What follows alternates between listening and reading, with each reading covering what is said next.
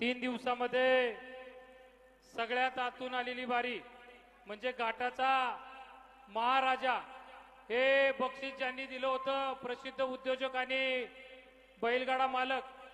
किशोर शेठ गेनभाऊ दांगट आणि परिवाराकडून एक अख्खी शाईन गाडी त्या ठिकाणी आहे आणि या शाईन गाडीचे मालक ठरलेत नव्याताई हेमंत सस्ते आणि Bibhishan Tukaram Bhosale 11 second 27 milli point घाटाचा राजा हा किताब त्यांना बहाल झालेला आहे. सजनाचा मी गीत व ते